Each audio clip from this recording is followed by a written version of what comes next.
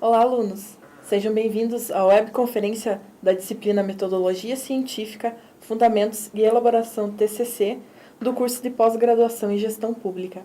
Para falar um pouquinho mais sobre a disciplina, nós estamos com a professora Sandra Mara de Andrade. Olá, professora, tudo bem? Olá, Cíntia, tudo bem? Olá, alunos. Só reforçando, essa webconferência é gravada. Então, todas as questões que vocês tiverem, durante o processo, vocês mandam lá no fórum que posteriormente a professora responde. Então, vamos começar, professora. Dentro da disciplina, dentro da unidade 1, principalmente, você abordou alguns aspectos sobre processo e técnicas de leitura. Qual que é a importância, ou por que é importante que os alunos aprendam sobre esses processos e essas técnicas? Bom, Cíntia, a gente não vai entrar aqui na web e nem na avaliação dessa disciplina, a gente não vai entrar em todas aquelas técnicas de sublinhar, de como fazer um fichamento. Então, isso é mais para que os alunos entendam as técnicas, entendam as dicas e estabeleçam qual é o melhor método de aprendizagem deles, né? Lá no livro da disciplina, o Pedro Demo ele diz assim, ó, leitura não é suficiente para o estudo. E para aprender, então, precisa fazer o processo de leitura, precisa fazer o processo de exercitar o pensamento crítico, né? Precisa fazer o processo de reflexão. Por isso também que a gente tem tantos fóruns de discussão, porque isso auxilia no processo. Então, o que é importante sobre essa temática que está abordada lá na unidade 1? É verificar, entender como funcionam os processos de leitura e de aprendizagem, né, que estão lá sugeridos, e estabelecer o melhor método para cada um. Então, é isso que eles precisam aprender dessa temática. Professora, eu vou pedir para você falar um pouquinho mais qual é o objeto de estudo das ciências sociais. Isso. Então, como eu destaco também lá, esses são os aspectos fundamentais, né? Esses conceitos que a gente discute na unidade 1 da disciplina são os aspectos fundamentais sobre metodologia. Primeira coisa que a gente precisa entender, então, é que o objeto de estudo das ciências sociais é o homem. O homem enquanto ser histórico, o homem no seu grupo social, né, na sua vivência da coletividade, que tem valores, que tem crenças, que tem pressupostos. Então, é o homem enquanto ser social que vive num grupo social. Então, esse é o objeto de estudos das ciências sociais, por consequência, é o objeto de estudo da gestão pública, né? Vou pedir para a professora agora falar um pouquinho sobre os tipos de conhecimento. Isso. Então, também no material da disciplina que a gente disponibiliza, a gente tem bem detalhadinho lá o que é o conhecimento do senso comum, o que é o conhecimento filosófico, o que é o conhecimento religioso. Mas o nosso foco aqui na disciplina é o conhecimento científico. Por quê? Porque ciência, né, se a gente for trabalhar lá com a definição da palavra, da etimologia, ela é conhecimento. E para a gente interessa aqui o conhecimento científico. A gente não está dizendo que os outros tipos de conhecimento são menos importantes, né? Eles fazem parte da nossa vida, a gente convive com esses tipos de conhecimento no dia a dia. Mas para nós, né, o conhecimento científico é o importante, é aquele que resulta do quê? De uma pesquisa científica que tem um método, que tem uma sistemática de elaboração. Então, o foco da disciplina é esse. Precisamos entender, então, que o conhecimento científico ele é desenvolvido a partir, né, do uso de um método e de uma sistemática para se estudar a realidade, estudar o homem, estudar o fato social, o grupo social. Professora, queria que você falasse também um pouquinho mais sobre os conceitos de método, metodologia e pesquisa. Tá. O método, a gente costuma dizer que é o caminho que a gente segue, né, para se chegar a um objetivo, para se estudar um problema, para se estudar, entenda um problema como um assunto, como um objeto de pesquisa que me interessa, né? Um problema pode ser, nas empresas públicas, é complexo a gestão financeira, né? Isso pode ser um problema de pesquisa. Então, entendam que o método é a forma que eu estabeleço, né, o caminho que eu planejo para buscar a resposta para o meu problema, para o meu objetivo de pesquisa. A metodologia é um conjunto de abordagens que envolve o quê? O método, né, que a gente acabou de falar, que é essa forma, o caminho para se fazer a pesquisa, o tipo de pesquisa, que eu estabeleci, se é qualitativa, se é quantitativa, se é exploratória, se é descritiva, e, por fim, o conjunto das técnicas que eu estabeleci para coletar, para analisar esses dados. Então, a metodologia envolve, além do método, os pressupostos da pesquisa, o tipo da pesquisa e os caminhos, né, as técnicas que eu escolhi para desenvolver essa pesquisa. Com relação aos tipos de pesquisa, você poderia falar um pouquinho mais, citar alguns exemplos? Sim, claro. Inicialmente, assim, pensando o que é pesquisa, né? O que é a pesquisa? A pesquisa é a atividade básica da ciência. Vocês vão ver que a Zanella ela diz isso. É a atividade básica da ciência e ela visa produzir um conhecimento novo. Então, eu vou estudar alguma coisa que me chama atenção, que me interessa, alguma coisa assim que prioritariamente ainda não tenha uma resposta, né? Ou alguma coisa que eu acho que a resposta que tem em outro contexto é diferente do meu contexto aqui. Então, é produzir novos conhecimentos, fazer pesquisa é isso. E aí, o Gil, ele destaca assim, nós temos vários critérios para definir as pesquisas. Se a gente for pensar na natureza da pesquisa, ela pode ser básica ou aplicada. Né? Uma pesquisa básica é aquela que vai produzir novos conhecimentos sem aplicação. Uma pesquisa aplicada é aquela pesquisa que vai produzir conhecimento para uma aplicação prática. Para nós aqui, prioritariamente, o que precisa ser entendido e diferenciado nessa disciplina? É a pesquisa do ponto de vista da abordagem do problema e do método. Vocês precisam sair dessa disciplina sabendo o que é uma pesquisa qualitativa e o que é uma pesquisa quantitativa. Quando que eu uso uma pesquisa qualitativa e quando eu uso a quantitativa. Inclusive, no e-book da disciplina, a gente dá bastante ênfase a esses aspectos, né? Diferenciar e pensar na aplicação. Por quê? Porque a pesquisa quantitativa, ela trabalha de forma que eu posso generalizar, né? Eu trabalho com dados mais pontuais, quantificáveis, mas eu não tenho uma explicação profunda do problema. Então, quando eu estou trabalhando com estatísticas, eu estou trabalhando com a pesquisa quantitativa. Quando eu quero estudar números, né? Quando eu quero estudar os números, por exemplo, da saúde, os números da gestão pública de um município, a evolução desses números, eu posso fazer uma pesquisa quantitativa.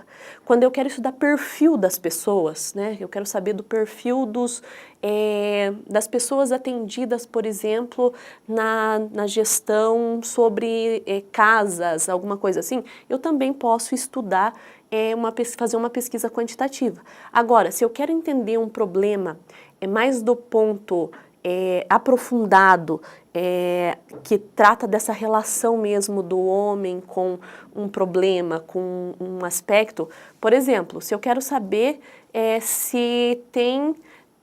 eu trabalho com a temática da justiça organizacional, né? Então eu vou usar esse exemplo. Se eu quero saber se as práticas de gestão de pessoas de uma prefeitura, elas abordam, se elas são aplicadas utilizando os quesitos, os conceitos da justiça organizacional, eu tenho que perguntar para as pessoas se elas percebem, né? Se elas percebem que que aquelas práticas são justas. Então, eu preciso ir lá e perguntar, eu preciso ir lá e discutir, eu preciso entender como o indivíduo vê essa temática.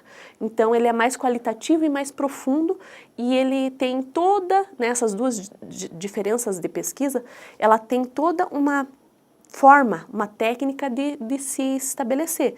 Numa pesquisa quantitativa, por exemplo, eu uso um questionário fechado, que a pessoa pode marcar X.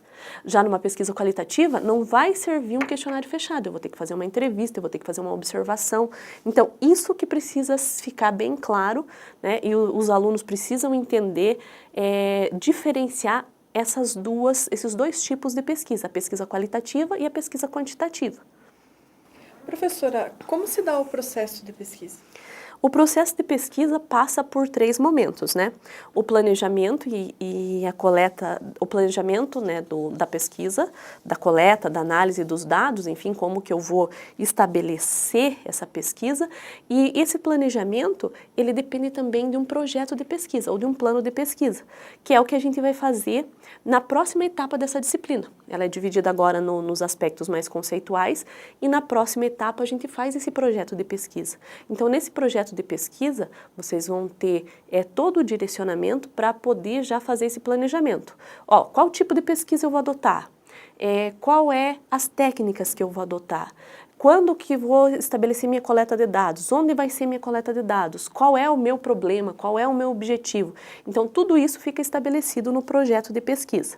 Posteriormente, vem a execução propriamente dita da pesquisa, que é o contato com o campo, que você vai lá pesquisar, né, com as pessoas ou em documentos nos órgãos públicos que vocês forem estabelecer a pesquisa de vocês. E, por fim, a divulgação dos resultados. A divulgação dos resultados, vocês vão verificar lá que no nosso material, ele diz assim, ó, ela pode ser feita por meio do quê? De um TCC, de um artigo científico, da dissertação, da tese. Nós aqui no curso de especialização, temos no final do curso um artigo científico. E essa divulgação, ela vai além de escrever esse artigo científico. Ela vai também ser pensada no onde podemos publicar. Por quê?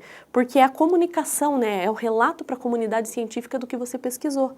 Porque às vezes o que você pesquisou aqui no Sul é diferente do que as pessoas estão pesquisando lá no Nordeste. Ou às vezes um problema que a gente tem aqui e que você foi lá e pesquisou, esmiuçou o problema, detalhou, construiu conhecimento sobre, pode ajudar também em outra região, né? A partir da divulgação desses resultados. Professora, para fazer uma pesquisa a gente precisa de informação, né? A gente precisa de dados. Então, quais são os instrumentos e técnicas para coleta e análise desses dados? Nós temos lá também descrito no material da disciplina todos os elementos para análise e coleta de dados, né? Os instrumentos. Então, eu vou exemplificar aqui dois principalmente que eu já falei deles, que é o questionário e a pesquisa. Então, se a gente... e a entrevista. O questionário, ele é fechado e ele vai servir para pesquisas quantitativas. A entrevista é um roteiro semi-estruturado, né, que você vai lá e você vai ter um roteirinho e vai discutir com as pessoas as questões da pesquisa. Mas o mais importante, além assim, qual instrumento vou usar, é pensar. O Gil, ele diz o seguinte, que é muito importante definir o instrumento certo e elaborar bem o instrumento antes da pesquisa, lá na fase do planejamento já. Por quê? Porque um instrumento inadequado pode prejudicar a tua pesquisa. Porque às vezes você faz uma pergunta de forma equivocada ou você deixa de fazer uma pergunta que seria essencial para você trazer as respostas, né, para o problema da tua pesquisa. Outra coisa sobre a coleta dos dados é que é o nosso calcanhar de Aquiles sempre na pesquisa. Por quê? Porque a gente depende das pessoas. Por mais que você vá pesquisar documentos em órgãos públicos, você depende de autorização, deliberação das informações.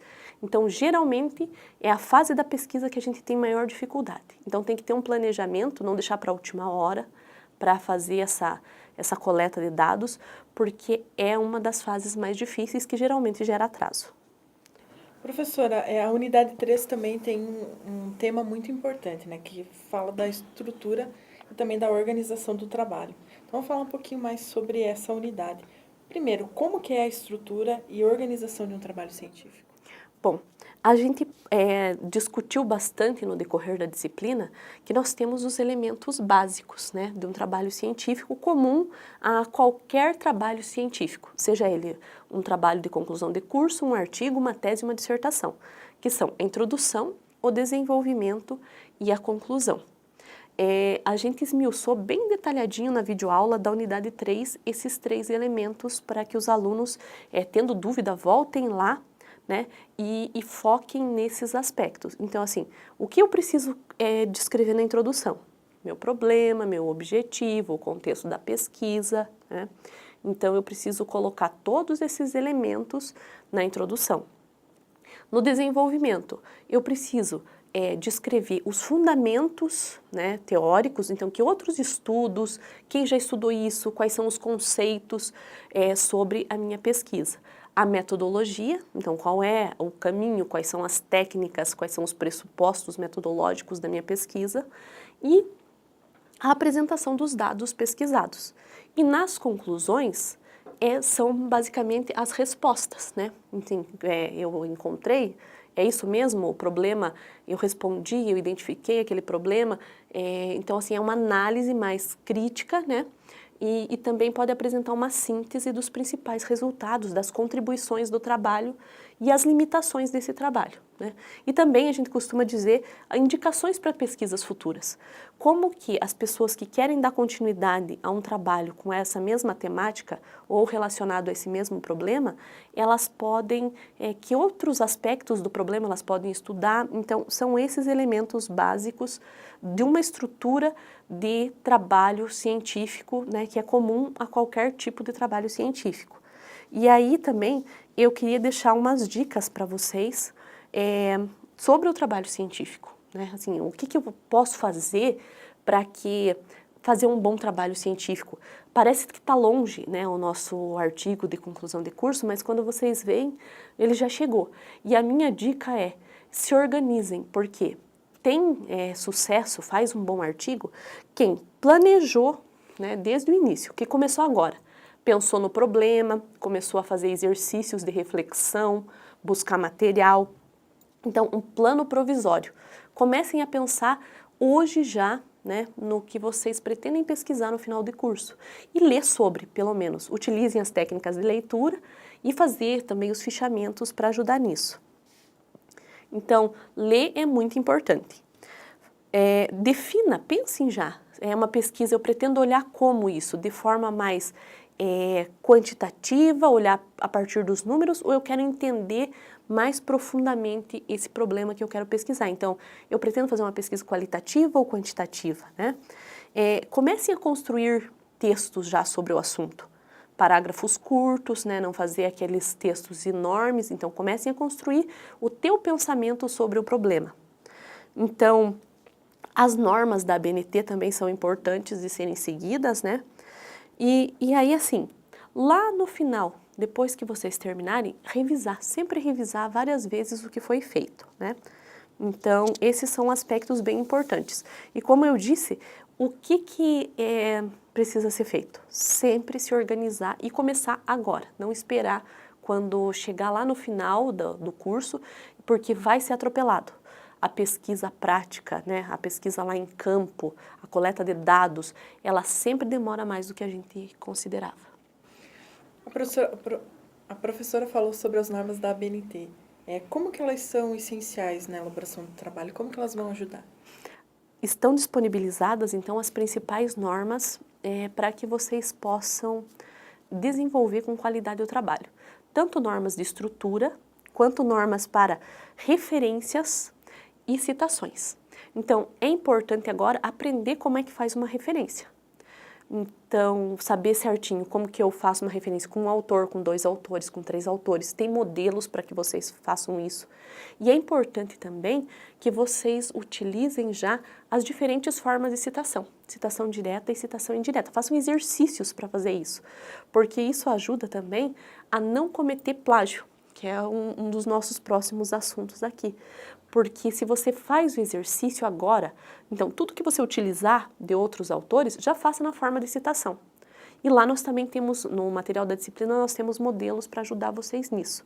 Então, agora é muito importante, vocês vão receber, né, para fazer o artigo da disciplina, um material que contenha toda a estrutura do artigo, como ele deve ser feito, o que deve ser feito o que deve conter em cada etapa do trabalho e tal, mas vocês precisam agora aprender a fazer referência e a fazer citação.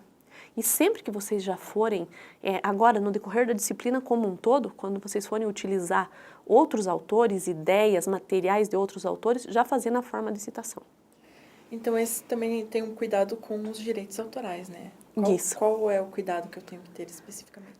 Nós consideramos, então, lá, até um vídeo com uma entrevista da professora Estela, que ela destaca bem quais são as implicações, né, basicamente do plágio. O plágio ele tem consequência tanto com relação à disciplina, com relação ao curso como um todo, né? Um acadêmico ele pode perder uma especialização, a gente já teve casos, inclusive, na USP, de professores e alunos que perderam os títulos e foram processados ainda, né, civil e criminalmente. Então, o plágio ele deve ser evitado a qualquer custo. E quando eu cometo plágio? Eu cometo plágio quando eu uso uma ideia ou um trecho, né, de uma fala, um trecho de um livro, um trecho de uma obra de outro autor, como se fosse meu. Mas o que acontece muito? As pessoas, às vezes, elas cometem plágio principalmente no sentido de usar a ideia do outro como sendo sua. Então elas pensam, eu li em algum lugar e vou escrever isso porque está na minha cabeça, né? Mas não é assim. Se você leu em algum lugar, outra pessoa já pensou isso antes. Ela já escreveu isso antes, então tem que buscar a fonte. Sempre citar a fonte de tudo que você utilizou, né, para fazer teu trabalho de conclusão de curso, ou mesmo, gente, para responder aos questionários dessa disciplina e das outras disciplinas, né? Não dá para simplesmente tirar um trecho de um livro, um trecho da internet e não dizer de onde veio e usar como se fosse seu. Então, a gente considera plágio, então, quando você se apropria de uma ideia de outra pessoa como se fosse sua. Exatamente. E não é só aquela ideia que está externalizada, que está escrita em algum lugar, né? Se foi uma ideia de uma conversa, se for uma nota de aula, por exemplo, o professor falou alguma coisa que eu achei que é interessante. A BNT diz como que eu referencio uma nota de aula. Por quê? Porque aquela ideia não foi minha, foi da pessoa que explanou sobre o assunto para você. Então, não é só do material escrito, é do material que é aula também, do material que é falado. Então, se você usou a ideia de alguém, tem que estar referenciada. Sem esquecer aí das consequências, né, do plágio. Responder civil, né, criminalmente, e também, às vezes, a perda de um título, ou, no caso aqui, a perda de todo o processo de conhecimento, enfim, todo o processo, todo o estudo. Professora, como que eu cito e qual o cuidado que eu tenho que ter com as fontes de pesquisa? Então, as fontes de pesquisa devem ser, como eu disse, então, todas citadas, né? Não importa se é um vídeo, não importa se é um áudio, não importa se é uma aula, a BNT tem norma para citação e referência de tudo isso. Então, primeiro, eu preciso identificar que fontes eu vou usar, né? Se eu vou usar um material de outra pessoa, por exemplo, numa prefeitura, eu vou dizer que os dados são da prefeitura.